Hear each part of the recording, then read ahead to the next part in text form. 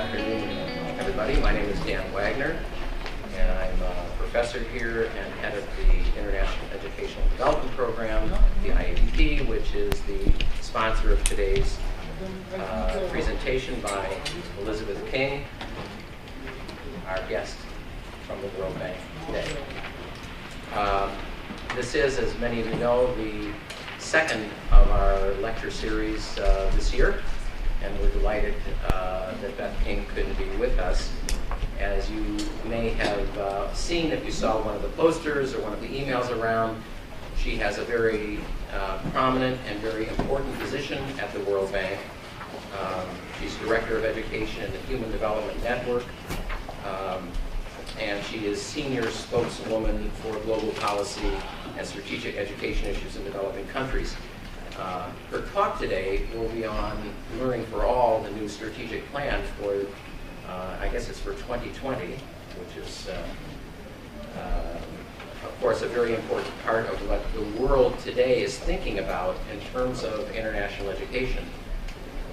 On the way over, walking over from the Graduate School of Education, Dr. King was saying how this piece of her life, that is being director in a senior management role, is rather different from the earlier functions that she had. She was, like many of us here, principally a researcher, an educational researcher who worked not necessarily in the direct firing line, managerial firing line, but essentially building the information research base of the World Bank for quite a number of years.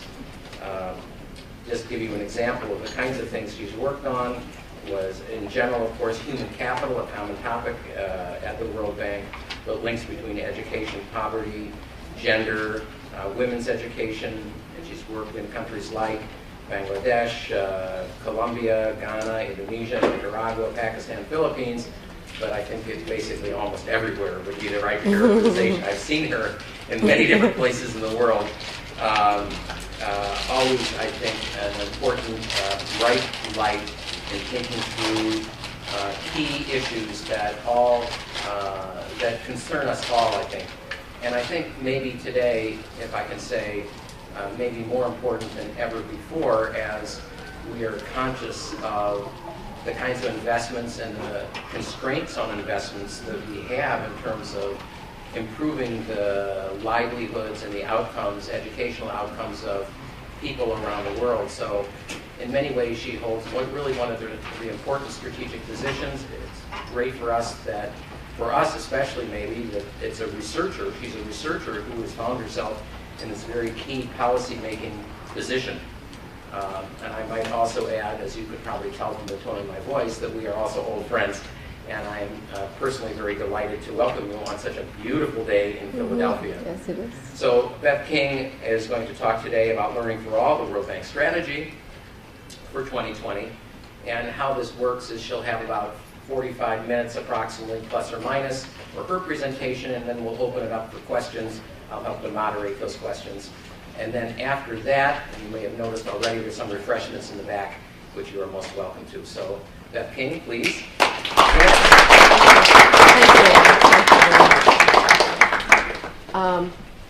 Am I on with the mic? Okay, all right.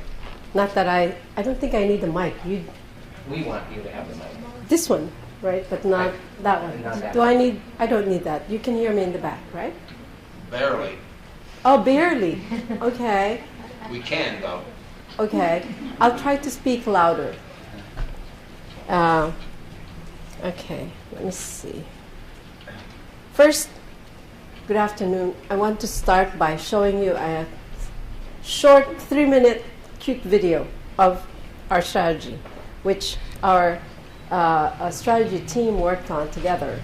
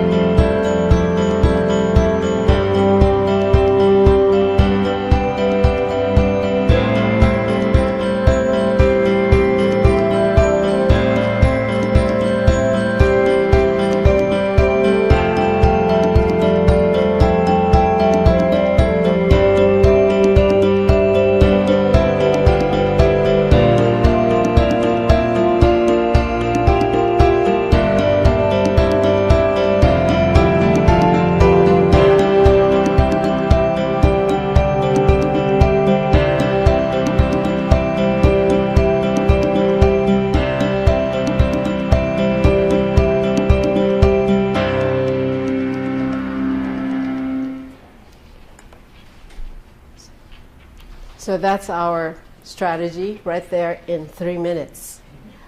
Those three things, invest early, invest smartly, and invest for all, it's really the, in a way, it's these three phrases encapsulate what the content of the strategy is. Let me just go into my PowerPoint.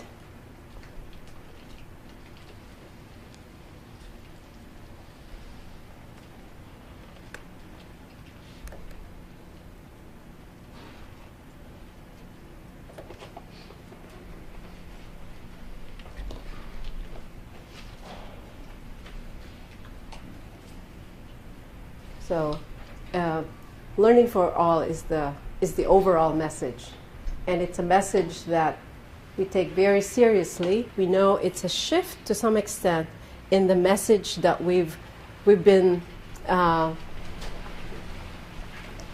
supporting over the last, let's say, 20 years, since the 1990 conference in Jomtien, Thailand, when several international organizations came together and basically agreed on a compact of supporting education for all.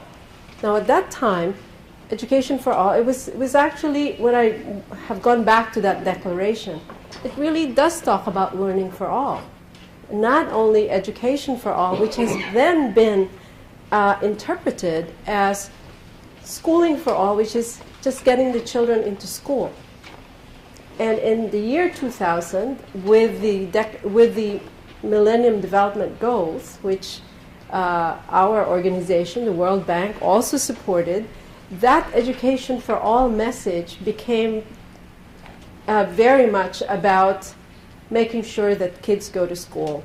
And the emphasis then became that, and the learning for all part of education for all in Jomtien in 1990 was basically dropped. And there's a reason for that. And the reason, actually, in that is very important for people like you and people like me who think of ourselves as, in some ways, researchers.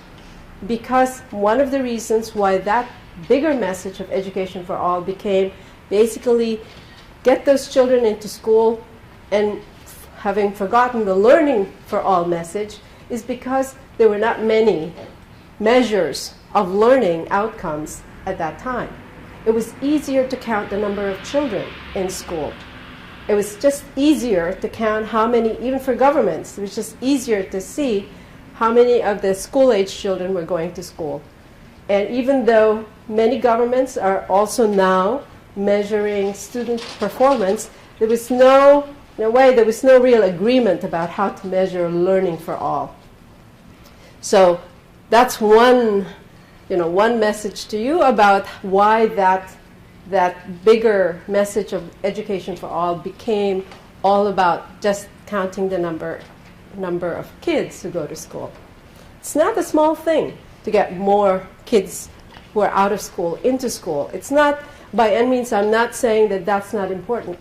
It's very important, but we can't stop there. And I think by reducing that bigger message about education for all, and in a way reducing education to just enrollment in school and forgetting the learning part, has actually, I think, been detrimental to those of us who are really interested in improving learning outcomes. Right. So, first of all, let me take you to a few parts of our strategy. The strategy, by the way, is entitled 2020 because every 10 years we are required to actually come up with a strategy. And what is the purpose of the strategy at the World Bank? It's basically to help us, in a way, frame the kind of support, the kind of investments, the kind of technical assistance we're going to give to the countries. And it's also what I learned from having led the development of the new strategy. I realized it's really a good instrument, actually, to start a dialogue with a number of stakeholders, with governments, with civil society groups, with students like you, young people, with the donors, donor agencies with the private sector. This was actually the groups that I met with, I guess 2 years ago when I was leading the development of this strategy. Ministers of education sponsored conferences to discuss, it's not a conference, but meetings, symposia, to bring other ministers of education together. For example, the Minister of Education of Montenegro, who was at that time not much older than 35, brought the ministers of education from different parts of that region to talk about what they thought should be their engagement with the World Bank. And at that meeting, there were also youth groups, students were very actively participating in sending their messages to their ministers of education about what they think their engagement should be with the World Bank, but also just their policies. I met with civil society groups in all of these various cities that I went to. I can't remember anymore when I was. It's Tuesday I was in The Hague, or Wednesday I was in some other place. But the civil society groups were also very interested in helping develop what the strategy should be. And one reason why people are interested in what the World Bank is going to do in the next 10 years, and that was in 2010, was really because the World Bank is the largest external funder, single largest external funder for education in developing countries, both through loans to middle-income countries, which is usually around the rates at which they could be borrowing from commercial banks, and through another instrument for the poorest countries of the world, which is essentially zero, which is zero interest, has zero interest. So they have to pay back these loans, but they don't have to pay any interest on them, except for a small service fee. And they don't have to pay back the loans for 25 years or more. So those are the two instruments. Just for those of you who don't know what the World Bank does, we don't loan to families or individuals, only to countries. But why education? And this is one of the things that I talked about when I was leading this development of the strategy. First, we know it's the right thing to do. Education is very important for our lives, and all children deserve a good quality education. Countries need an educated and skilled population. We know this, especially in the world we live in, where knowledge really, in many ways, is power. And research, this very simplistic summary of research on this, that one additional year of schooling increases an individual's wage by 5 to 10%. Yesterday, the Minister of Education of Chile was at the World Bank, and he was showing a table which was the rate, which showed the rate of return to a university degree in Chile. And then he showed the rate of return to students who had some university education but didn't complete that. And there was a huge difference between the two. And I think that was really a signal that students are getting, that it means something to actually finish university education. And one of those would be the fact that they would be expecting an increase in their wages. But it's not only about the economic returns or returns to the labor market. Speaking as an economist, all of these returns, in a way, are economic returns. But the returns to the labor market, besides the returns to the labor market, one additional year in average education of women in particular has been shown to reduce child deaths by almost 10%. There was a study just around the time we were drafting this strategy that was completed, and it showed that over the last 40 years, 1/2 of the drop in child mortality rates for children below 5, was due to an increase in the average schooling of mothers in the developing world. So that's a pretty big impact. But a big part of this new strategy, which is in a way different from our strategies before, and I've been asked this question about what is the difference between this strategy, sorry, Dan, It's okay. and our former strategy, our old strategy, is that in fact, and by thinking about learning and not just schooling, we are thinking about learning throughout life. Because learning, in fact, happens throughout our lives. If we're alive, we learn. And getting infants off to the right start is the first stage of learning. Very important. Ensuring that all students learn when they go to school.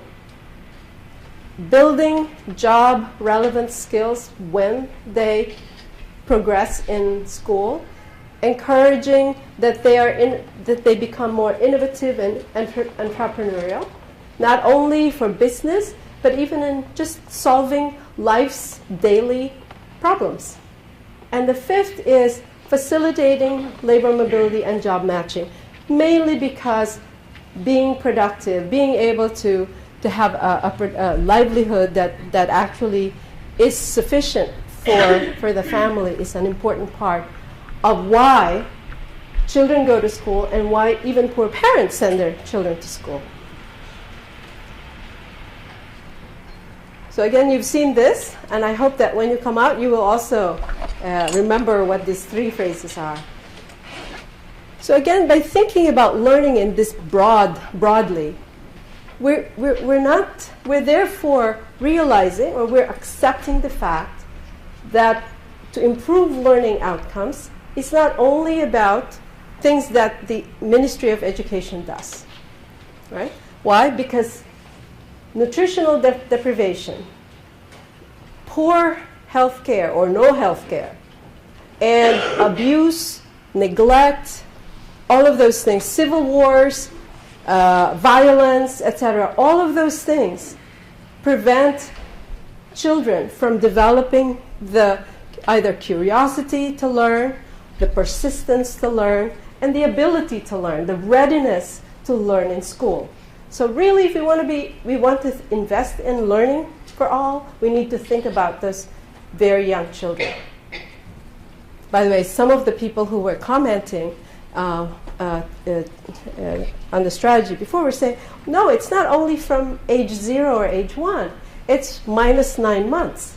Because it's true, the health of the mother is also very important, because the development of the fetus is very important to the ability of that child to grow physically and cognitively. So the next message was invest smartly. This is the one that's a bit harder to explain because it has many features, so bear with me. First, we want to make sure that learning happens, is what it means. Let's go back to how we've kind of reduced this to the Millennium Development Goals 2 and 3. And partly the reason why I want to go back to this also is because the week before last there was these huge meetings in New York City because of the UN General Assembly. And at that meeting, the UN Secretary General launched what he calls Education First initiative, his Education First initiative. And that initiative focuses very much on getting the more than 60 million children who are out of school into school. So it's very important that we look at the Millennium Development Goals as well. And this is measured by just universal primary completion rates. So completion rate is usually, that means grade 6, what proportion of the children who enter grade 1 complete that cycle.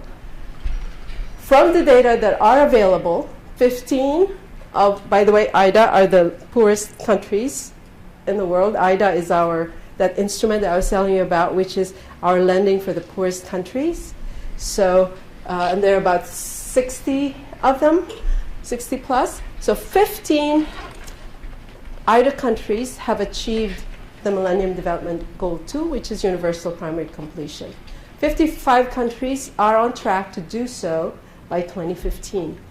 And 45 countries remain off track.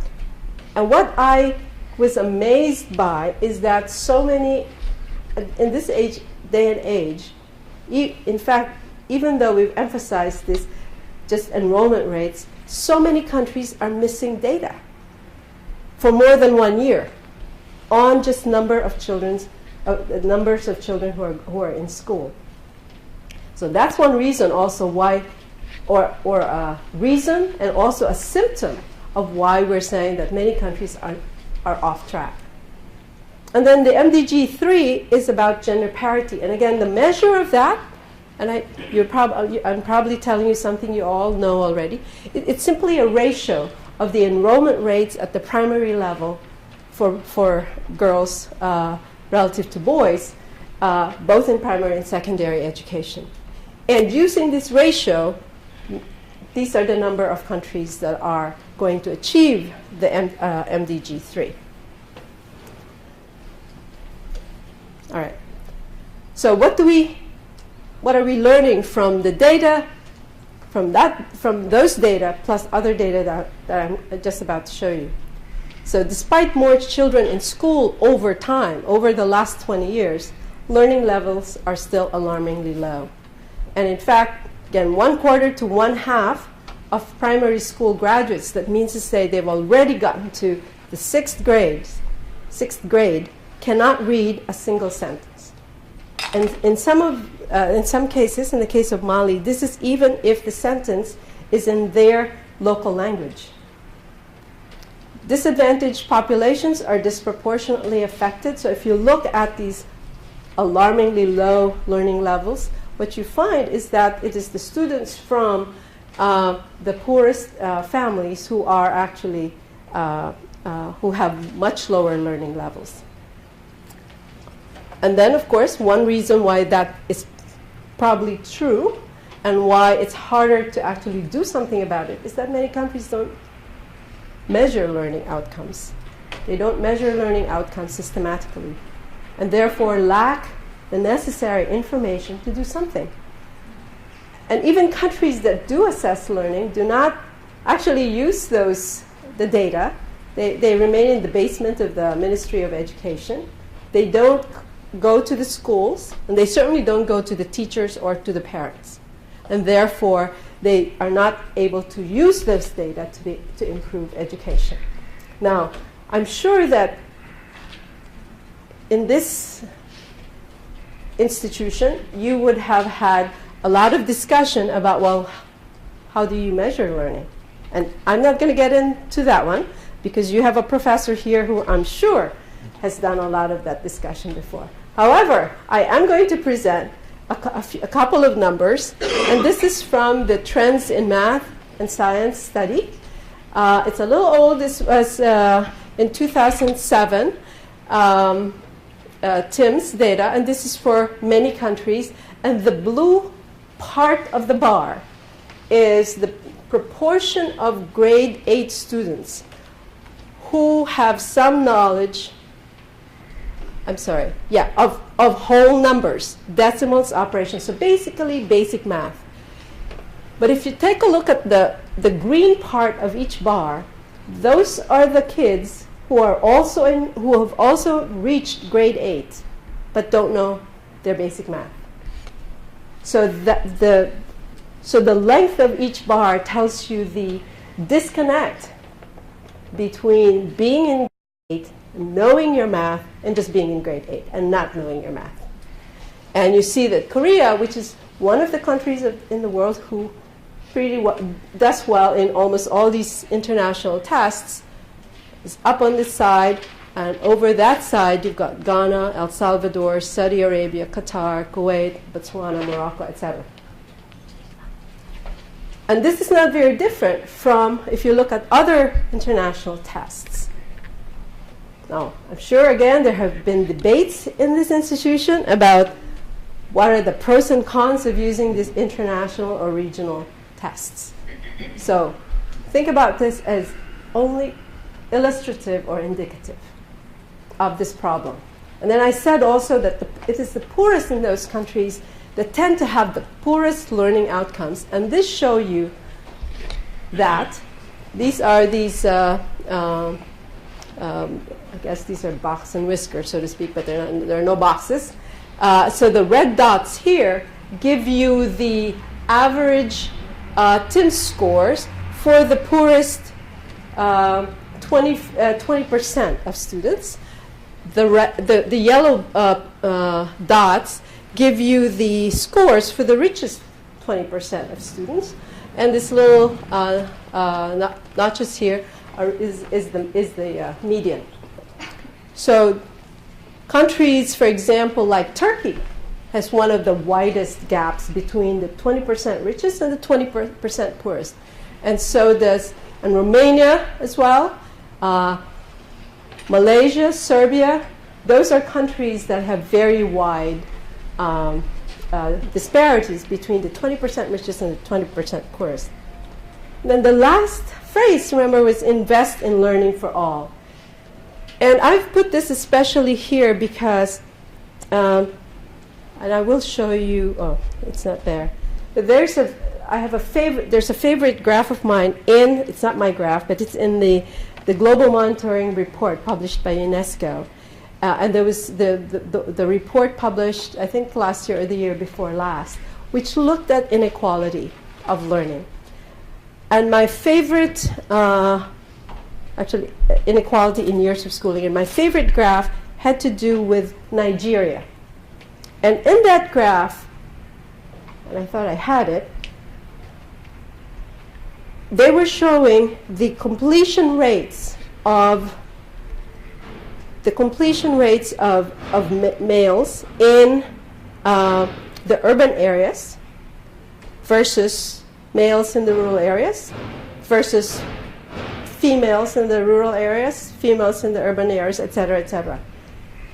And the male urban in the majority ethnic group was something like 12 years of schooling. Could have been 15. But if you look at indigenous, so it's the non-majority ethnicity girls in rural areas. So once you start, overlapping those sources of disadvantage, you got less than half a year of completed schooling. Now, that is a huge difference. And that, to me, a big message from that, when we were doing the strategy, is we could be looking at average years of schooling in many countries and average learning outcomes in many countries. But really where we need to focus on, if we want to make a difference in this world of ours, in education, is that we've got to start focusing on the poorest students, but not only on the poorest, also where the disadvantage is because they're part of a minority ethno-linguistic group, because they are girls and because they're in rural areas. And only then, if we actually can find how to deliver education services to those groups, and if we can find ways of measuring learning in those groups, that, I think, would be real success for our field of work and study.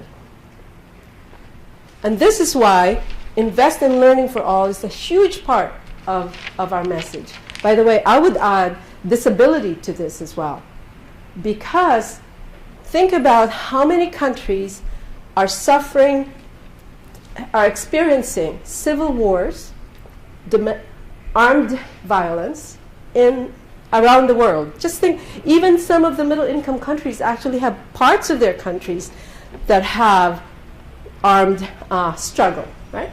In these places, and this is something that I learned when I was going to some of these environments, is that you have children and teachers who are psychologically marred and not able to learn. They hear a huge noise, they duck under a chair or a table. So these kinds of situations, and if they're chronic, they just interrupt the ability of people to learn systematically the things that they need to learn. So in fragile, what we call fragile and conflict-affected states that are chronically under this situation, conflict-affected or post-conflict, we need to put into this also disability, because it would be either physical disability or mental and psychological disability. And for education, for learning, psychological disability is very important. So, how do we achieve this? Well, although we have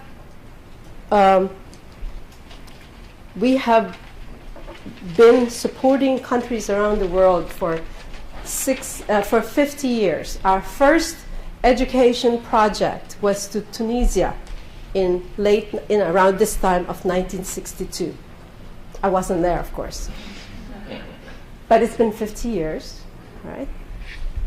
And one of the biggest lessons, especially for me being in this position, is that people can always be talking about how much are you lending to countries. Well, if you look at what countries themselves, and developing countries, what the developing countries themselves are investing in education, in their education system, what the World Bank funds is a drop in the bucket. We are not that big when you think about how much governments themselves and families are investing in education. So one of the biggest lessons for me in my position was our contribution to improving education around the world is really about knowledge. It's about helping to strengthen education systems so that the resources that are allocated by countries themselves, that families and governments spend on, so that those resources can be effective. And also that to be able to strengthen education systems, what we need is to build a high-quality knowledge base. So what's interesting is that just the beginning of this week, the new president of the World Bank, Jim Yong Kim, who was the president of Dartmouth before he came to the World Bank just in July, he announced in Korea at the Global or World Knowledge Forum that the World Bank is going to on a new initiative, and he mentioned something called the science of delivery. And what he said is that, which is very similar to what I just said, which is that what we need to do as a development institution, as a development community as a whole, so now it's not just about the World Bank, but everyone who's interested in development needs, especially the more research-oriented one, need to actually build a science of delivery, how to deliver to those places where it's difficult to make learning happen. And that science of it, and what he's calling for is for all of us who do data work, who collect data, who evaluate projects, who evaluate programs, that we need to collect the knowledge that we have and analyze that knowledge, take the best from that knowledge, and that's the only way we can really respond to the challenges in the developing world. And not even just in the developing world. Think about urban Philadelphia, for example, urban Washington, D.C. So I was very happy to hear what he said about that, because it really aligns with what we see us doing with respect to our strategy. So in the knowledge, we think we need to think, and I will say more about systems, and learning assessments. And that one I'm not going to say very much about, because having Dan as your professor, I imagine you are steeped in discussions about how to measure learning. Impact evaluations and analytical work is very important. And I see Emily here, who has done a lot of work on impact evaluations. I guess I should say Professor Hannum. Technical and financial support is, we continue, of course, to do this, besides this building knowledge. But we need to think about a more multi-sectoral approach, meaning to say it's not only with the Ministry of Education. Like I said earlier, it has to be also with the Ministry of Health and the Ministry of Labor, because they need to think about what skills are being produced in the education sector. And strategic partnerships, of course, with civil society, with the private sector, with the donor community. And all I'm going to say about this is that the aid architecture, the donor architecture right now is so much more complex than it was before. Partly because the private sector is much more engaged. It's just, maybe Dan knows this too, but it's just a much more complex aid architecture. So strategic partnerships are very important because the challenges of education are huge. So partnerships are great. So these are just the numbers, because a lot of people want to see the numbers. In 2009, 2010, those are spectacular years for our lending, because I'm not celebrating this, it's because of the economic downturn. Countries basically were thinking they won't have the revenues for other things, they're going to borrow for education. That's what happened. And then because we were lending so much for 2009, 2010, countries some countries sort of advanced their borrowing. So in 2011, they were not likely to borrow. So, instead of borrowing next year, I might, we won't have resources this year, I'll borrow this year instead. So that explains to me why it came down drastically in 2011. But that just this past year, which ended in June 2012, there was a rebound of that. And I think that's because, again, our projects are usually 3 years, 4 years in duration. All right, so one of the things that we do, and the education sector has led the way in this, I'm proud to say, is impact evaluations, understanding what works and what doesn't work and why.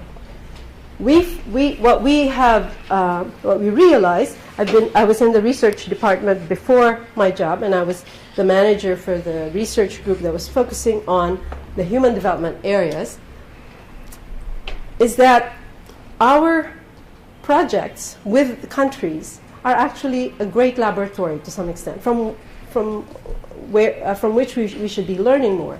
And in fact, one of the things that we've done is partner with a lot of academics from universities, both in the US as well as in Europe, but not only, also in Pakistan, in India, in Indonesia, and the Philippines. So a lot of partnerships around impact evaluations, trying to understand what programs worked and which ones didn't and why. And I never imagined I would see, for example, right now there are about 50 active impact evaluations in education alone. I did my first impact evaluation in the mid-90s, and at that time, I think my project, which included 5 countries, it was a big project, it was the only one. And now it's amazing how many there are. And these are just the topics for these evaluations that have been done. And the examples I showed there, many of them are collaborations with academics. And here's, I said earlier, we should also be increasing data, improving data in education. A big gap, I think, is on skills and productivity. And one thing we're doing right now is something called STEP, which has 2 surveys and we've piloted it in 8 countries with a rollout in 13 that's planned if we get the funding. There's a household survey which surveys adults and measures not just reading and arithmetic skills, but also what we call non-cognitive skills. Analytical thinking, communication skills, problem-solving skills, etc.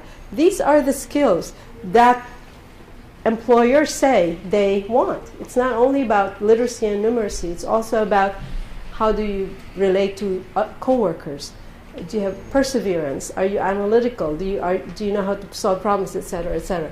So this is a survey that's going on right now. And then we also have work that's going on about policy design. So countries have policies with respect to how to build skills. Many would think about vocational and technical education. Well, those are not the only policies or programs that countries have to build skills. So we have also work that's going on in terms of analyzing, looking at policy designs in countries. And then hopefully what we will also be able to do more and more would be rigorous impact evaluations, and those that do more than just active labor market programs, the ALMPs there. This is what I was telling you about. I mentioned the household and individual survey. Well, for all of those countries, there's also a corresponding survey of employers to find out what kind of skills those employers value. So there isn't one right now that does this across many countries in developing countries. The OECD does this started to do this for OECD member countries. It's called PIAC, which is a program for international adult competencies. PIAC. There's another C. Yeah, assessment of adult competencies. That's right. There are two double A's.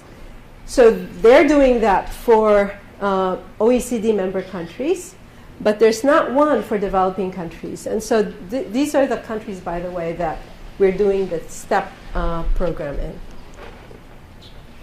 And then I want to just tell you very briefly about this work that we have on education systems. So over the years, most of our lending has been to teacher training programs. Teacher training programs, and then later we started also supporting the salaries of new teachers to help countries expand their teacher force. We've also supported textbook production, development and production, plus, of course, classroom building, plus the purchase of other learning materials for classrooms. One of the things that we realize or have come to accept, because actually the academic world already knew this, is that only a small proportion of the variation in learning outcomes is actually due to these school inputs. So what we were actually investing in are the things that countries have been asking us for. But when researchers have looked at the extent to which these inputs actually explain variation in learning outcomes, now of course there's some debate there, but it's really not very much. There's a huge error term that is not residual, that is not explained. And so people, as you know, in the academic world, then we started to look at institutional factors. Well, how about characteristics of principals, or how the schools are governed, et cetera, et cetera. So one of the things we've been debating, discussing, is really that the World Bank cannot just keep doing what it's doing, or not only do what it's been doing before, which is to fund school inputs. We also need to think about helping countries strengthen their education systems. One of the ways to do that is actually to help countries improve their student assessment system, the national student assessment system. And that's what we're doing in a number of countries with a Russian partnership. And we hope that the lessons from that will be scaled to more countries. Teacher policies would be another. Helping countries think about, well, what kind of compensation is going to attract the best into the teaching profession. This past few days, I heard a lot about the fact that the teacher force in most countries come from the bottom part of the talent distribution in any country. So if you look at the distribution of graduates of universities, it's the bottom part of that who go into the teaching profession. Right? When you look at the countries who are the highest performing countries, they're able to attract more from the higher talent. And then you have some country, and we need to understand how they're able to do that.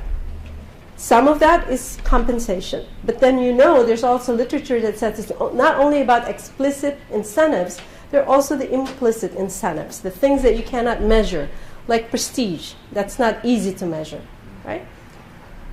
But these are things that we need to think about, how these kinds of incentives need to be a part of the conversation around compensation. Now, when I listen to teachers' unions or teachers' group, I hear a lot about compensation only. They don't want to hear about accountability, about performance measures at all. Now, one of the things that I say if I meet them personally is I say, my mother was a teacher. In my family are several teachers. So I love teachers, right? But there are bad teachers. There are teachers who abuse children, either physically or sexually. There are teachers who are not present in classrooms. There's just in Malawi, there I mentioned a country, but in Malawi, what the study was showing that 50% of teachers aren't in the classroom when they should be in the classroom. So there are reasons to move the uptake of the teachers from a different part, perhaps, of the talent distribution in the country. And for the countries where we can't do that, we need to make sure that there's sufficient support, sufficient training, and sufficient support for teachers, just like in any profession. So we're not trying to blame all of these things on teachers, but we need to think about teacher policies that are appropriate, adequate. All right. All right. But education system performance is very difficult to measure, right? What you see are usually enrollment, attainment, test scores, skills. But look at this iceberg, right? A big part of the iceberg is below the surface and you can't see. And that's really what we usually think of the system, because it's hard to measure. You see it, but really difficult to measure. And that's why I think an iceberg is a good metaphor for thinking about education systems. So we have a program called Systems Approach to Better Education Results, just really working with countries to document the kind of policies they have on a range of policy domains within the education sector. I already mentioned student assessment, teacher policies, school finance, school governance, education monitoring and information systems, So there's a range of things in the education system. And this is just an initiative to catalog and assess the quality of this policy matrix based on academic literature and expertise. So the idea is that when I say academic, it's based on real experience, but research. All right. So this is just a very quick example. Maybe I should pass this on because Dan is right here.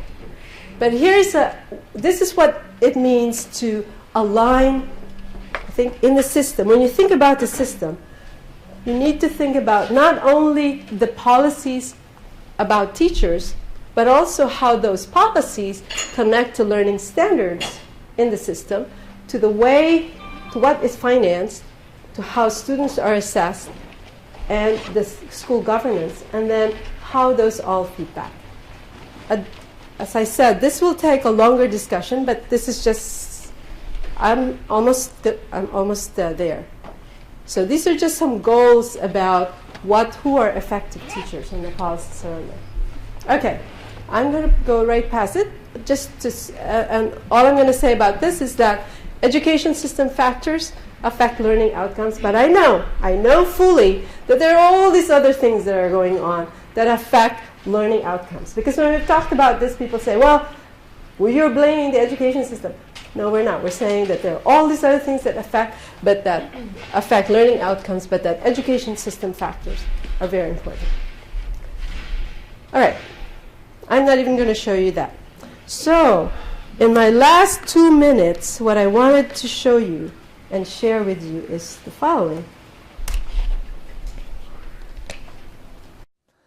It's a great pleasure for me to join with you virtually to celebrate International Literacy Day. I want to thank my good friend Raj Shah and colleagues at USAID, Brookings, and the Global Partnership for Education for putting this important event together. I believe education is a basic human right, and is fundamental to eliminating global poverty and expanding prosperity. And reading is a fundamental building block for learning. Reading is a critical skill that every child needs to grow and learn and realize his or her potential. Reading can impart to children a lifelong love of learning and lays the foundation for them to master the critical thinking, teamwork, and problem-solving skills they will need to succeed in life. At the World Bank, we're committed to promoting literacy and achieving learning through our global education strategy, Learning for All. Our strategy is built around 3 simple principles.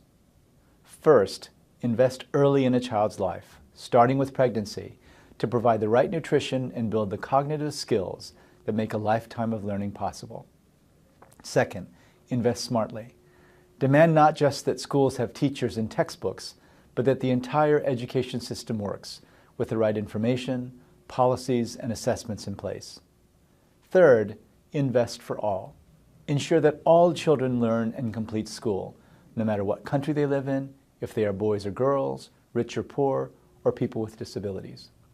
We are working to make sure all children go to school and get the education that will enable them to escape poverty and improve their lives. And we're helping countries measure improvements in learning so that students and parents can hold schools accountable. We know that it will take a lot to achieve learning for all, but if we work together, we can help all children have an equal chance at learning, finding a job, contributing to their communities, and achieving their dreams. Thank you. So I was very excited to hear our new president talk about education in this way. And he knows, I know from even impromptu discussions, he knows those 3 phrases by heart. So, that's it.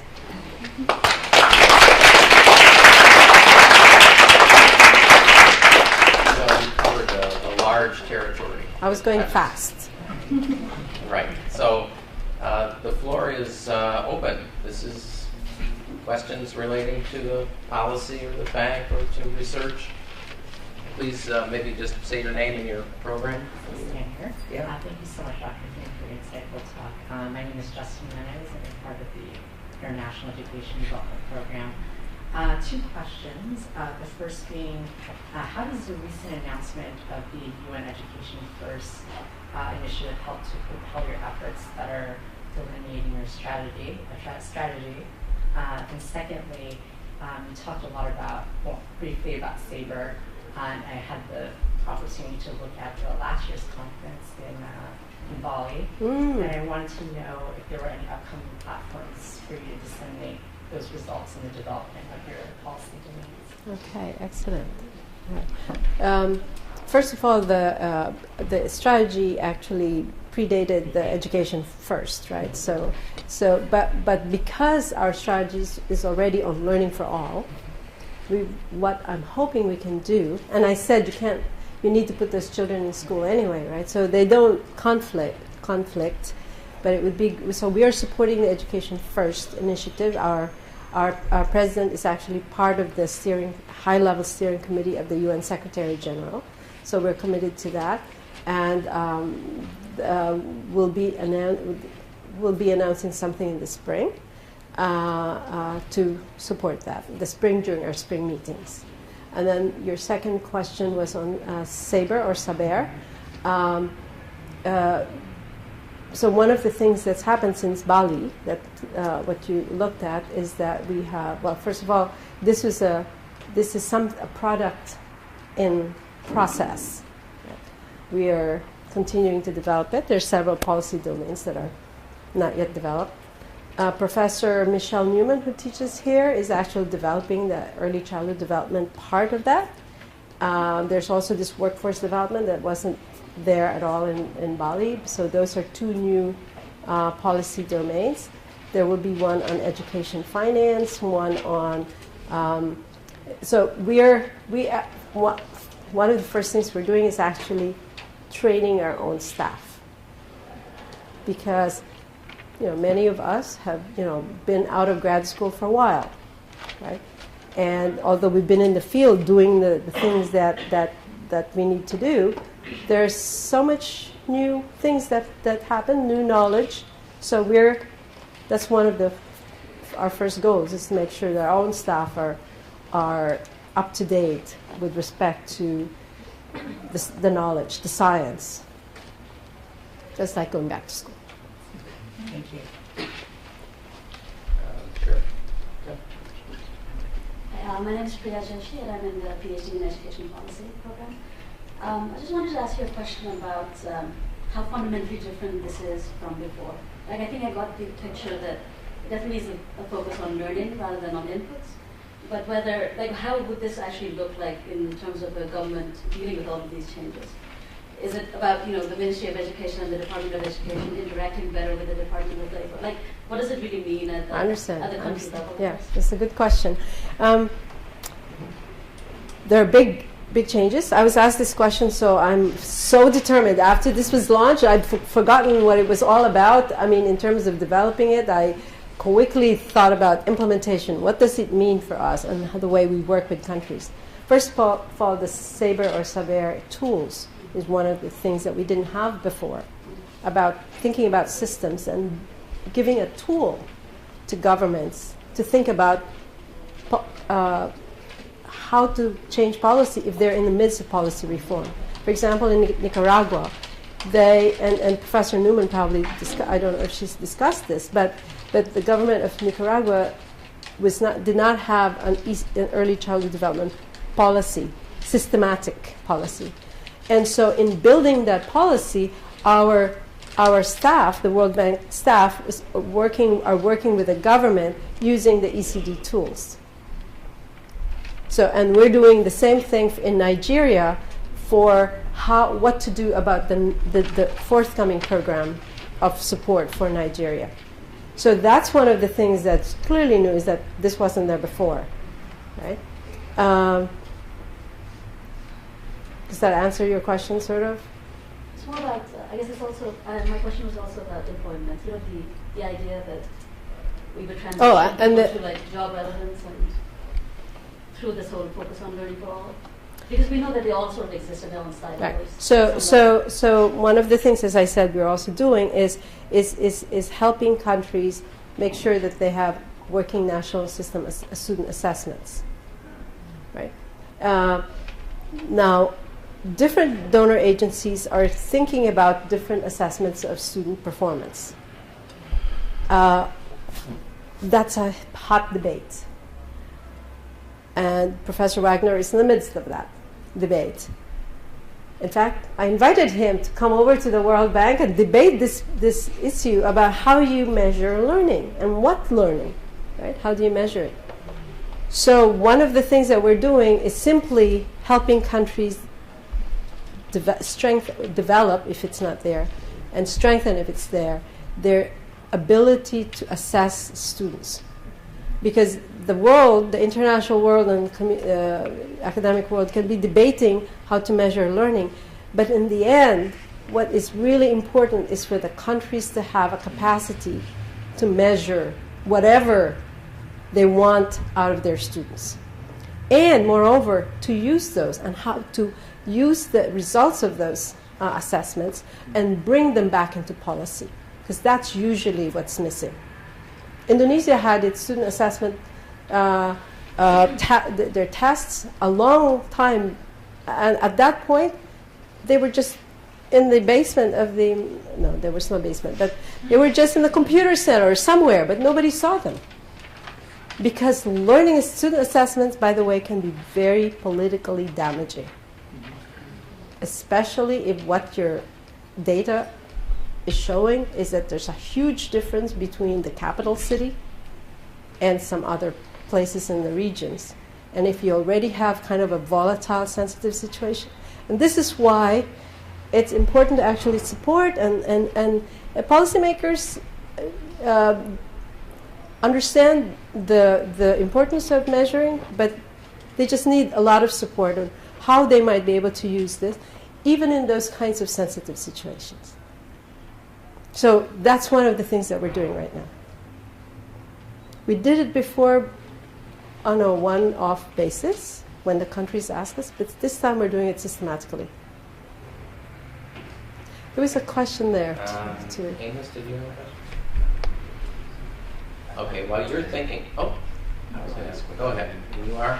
Yeah. I'm Steve Hornberger. I'm outside any of the fields here. I'm a theologian, and I've been observing ethnographically some of the very points that you make for the last 51 years, beginning in Bolivia and subsequently in many other countries that are often left out of the databases, missing data, etc. And my observation is what you're really trying to do is to model what is better to governments, because you're talking government, for international organization to a government level. And what you're trying to do is model what is really better.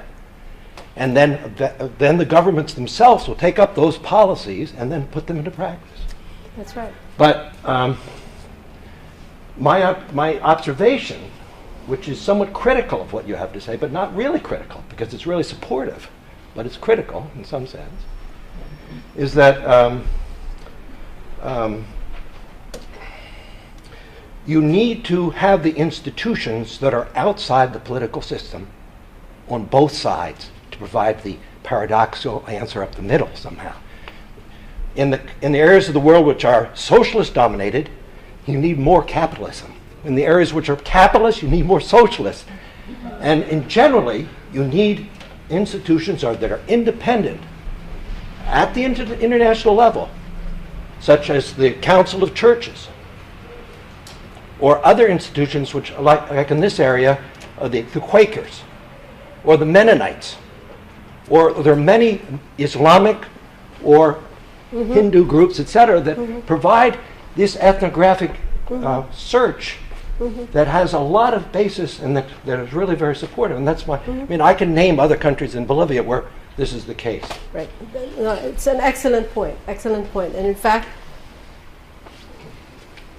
when we talk about systems, and I don't know why I didn't mention that, but in a system, I don't mean just the government-provided education, because that's only part of the system. Even in the poorest countries, there are so many private schools. They're the low-cost private schools. Don't think about the elite schools. Those are only a small part of the private provision of education. There are so many low-cost private schools in Pakistan, and they're growing. And they're faith-based, and foundation-assisted schools. Not only madrasas, by the way. Yeah, no, that's right. Because madrasas are the way we think about faith, but they're not. Right. They're foundation-assisted, but they're not, and they're low cost. They are responding to the needs of the poorest students who are dissatisfied with their schooling because they're not learning and they're being ignored by their teachers in the public schools, and they have no way out because they cannot afford the more expensive private schools. So when we think about, we are not supporting in the sense that our lending doesn't go, our lending goes to the government, and the government determines what to do about them. Right. But this work, and we say this on the technical level, is that countries, you need to know that there are not only public schools in your system, there are also these private schools, and they are very varied. So that's another way of defining the systems approach. And maybe all right, go back to the group. I had a follow-on question, but I'll...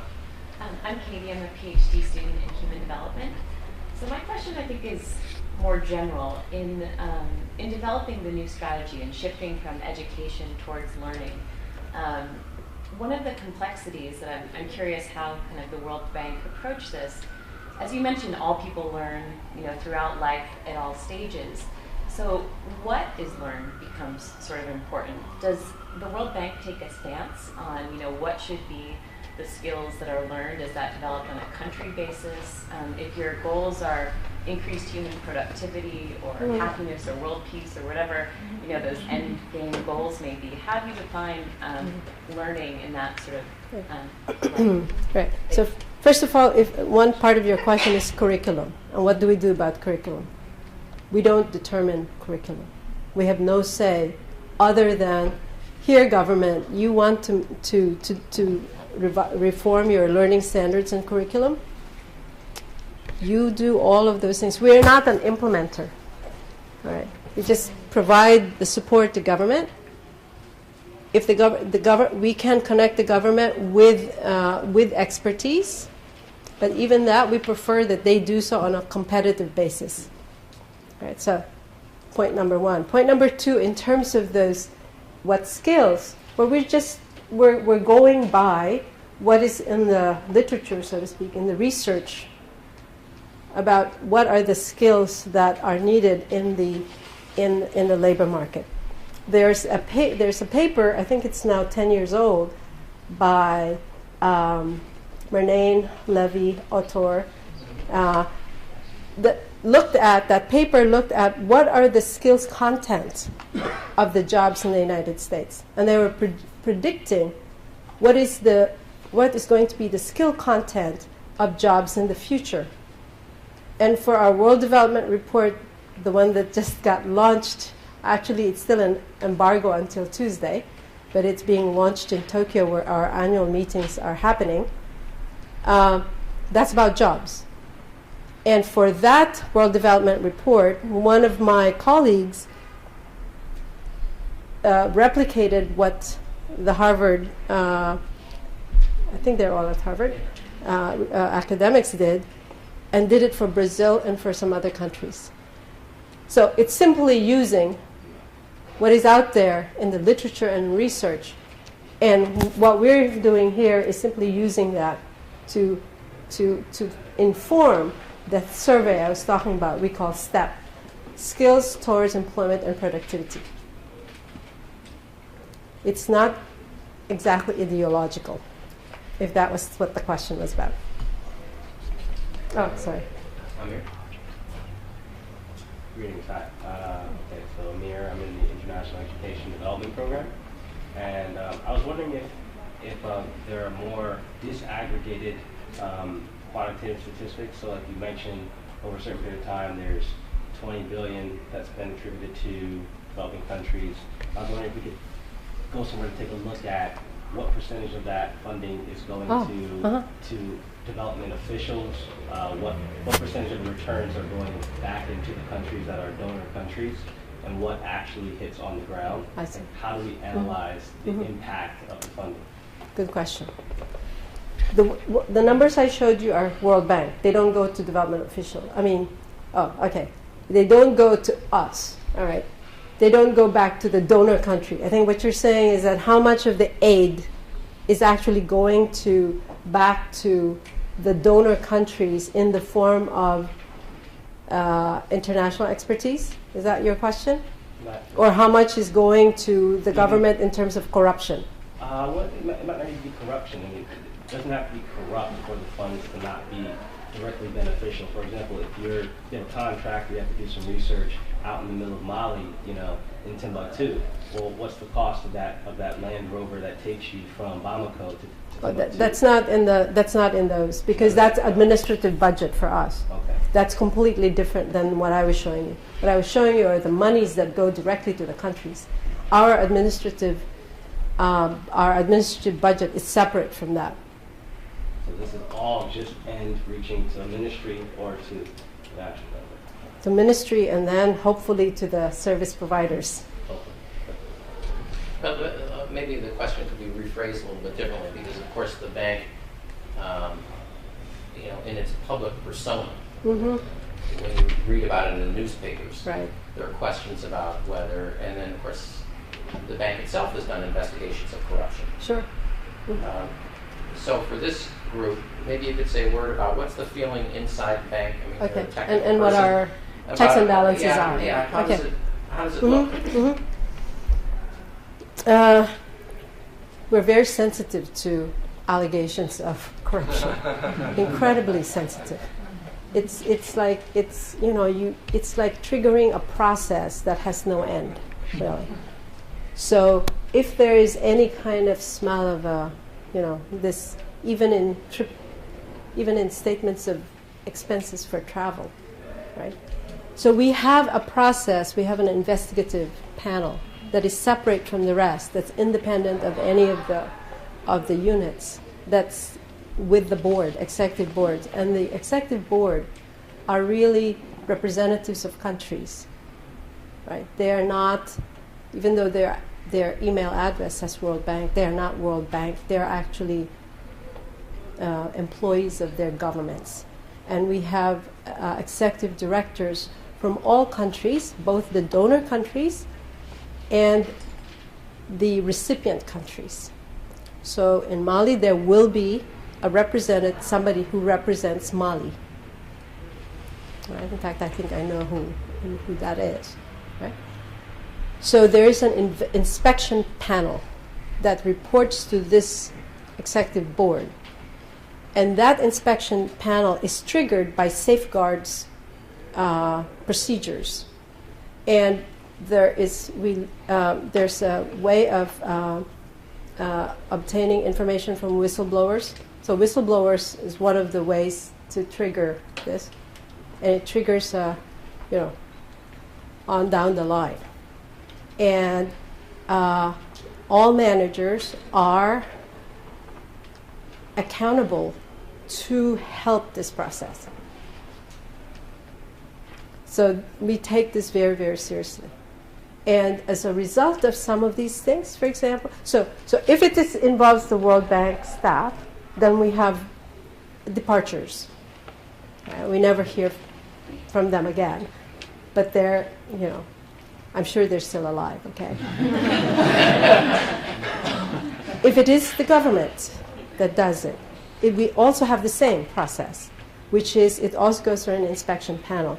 In fact, there's one country that just paid back the part of the loan for this particular investment, the component in a project, because the competitive bidding procedures were not up to standard. And that can be really ugly because some of these ministers they're in business. They're in business. So some of them can be very ugly. I was in a meeting where the senior person to me was telling the minister that it was time to pay back that component, the funds for that component. And that minister stood up, walked out of the room, threw us out of his office, basically. That was some years ago, but recently there's a government that just paid back all of the money. Can we ask what happened in that situation? That one, they paid back. Oh. Yeah, they just made it ugly. Basically, they wouldn't receive anyone from the World Bank working in education in that country. It's actually a very important partnership with this country, relationship with this country over time. But, they happened to have a minister who was corrupt. And so the money was paid back. I think it took a year. Do you speak to that country? Oh, yeah, I've worked in the country. Do I speak to that country? We didn't hear the country that you mentioned. Oh, I didn't. Let's move on. I think we have a question here. Very tricky. That actually leads into my question, because one of the things that I was asking myself, my name is Akla Shukis, I'm in international education, and one of the things that spoke to me was the indigenous learning of girls in rural areas. And so I was asking myself, how much influence can the bank exert on government, and does the bank exert influence on the government? And it actually ties in well with the discussion just now about, you hold the purse strings when you have instances where a country is not coming along or is not willing, in the education of girls in the rural areas or individuals with disability. How is the bank able to exert influence? It depends on the country. So I said earlier that the bank, anyway, that money is not huge compared to the resources. So if they're willing to do that to the World Bank funding, given all our safeguards, just think what they're doing with their domestic funds. First question, right? So in some countries don't need our money. They only need our technical assistance, and that's the only reason why they're even borrowing. Those are middle-income countries. Chile, for example, pays for technical assistance from the bank on a new financial instrument called fee-for-service. It's almost like a consulting, almost like that sort of arrangement. We want to use our knowledge to help countries and those impact evaluations. We policy dialogue, and there are many ministers of education who really want to do something positive to contribute to their countries. Those ministers, the knowledge that we're able to share with them makes a difference.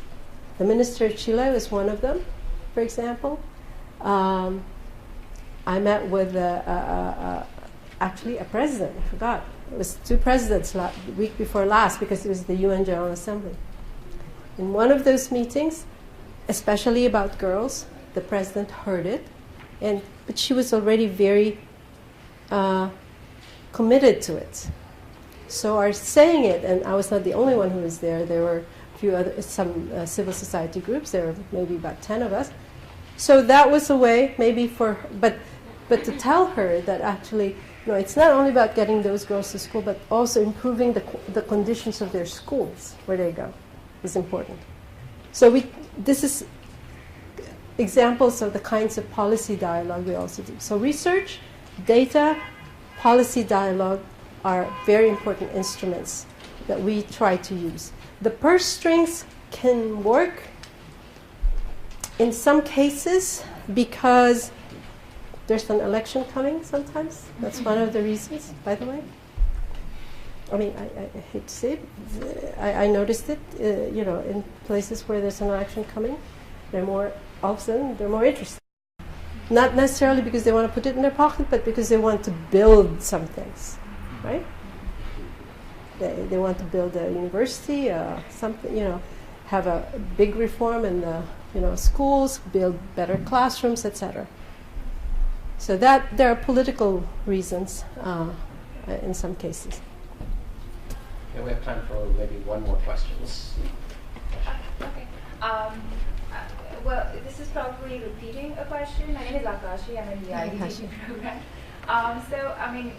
But I just need more clarity on this. So in certain of your programs where you partner with certain local organizations, what level of involvement do you have in evaluation of those programs? I know for a fact that you run a program called APRES in India, and you partner with the Azim Premji Foundation there. And so from what I've seen of that program, most of the evaluated work of those policies and programs is done by Azim Premji Foundation. And I wanted to know what level of involvement the World Bank had. Yeah.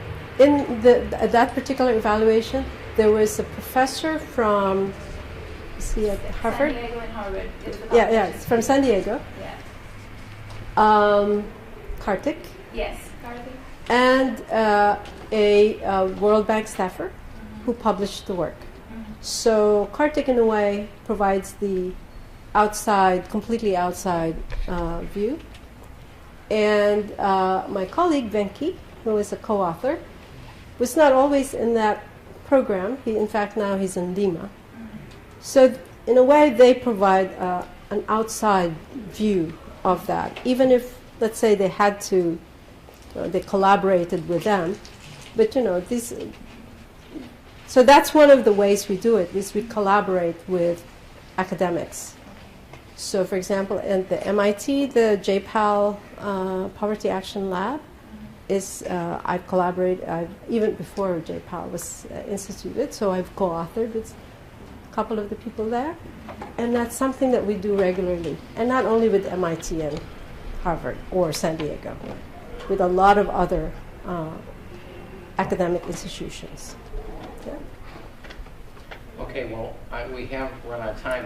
What's fascinating to me, and I had a list of my own questions that I wasn't able to get in, but I think what's fascinating, I mean, certainly the particular topic is fascinating, but even as you were the various questions, you realize how many different levels of conversation you can have, whether it's faith-based, whether it's corruption or leverage or working with researchers. There are so many different issues that hit one's plate, and I only can imagine how many of those you have to deal with on a daily or weekly basis. But anyway, thank you so much for joining us. Can I just say one thing? Yes. Dan, I forgot to say that there are about 10,000 staff in the World Bank.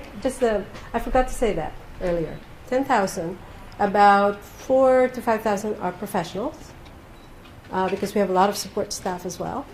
And about 60% are actually in the countries themselves, in the country offices. Right? And it's not true that we're all economists. So a lot of professionals. But mostly.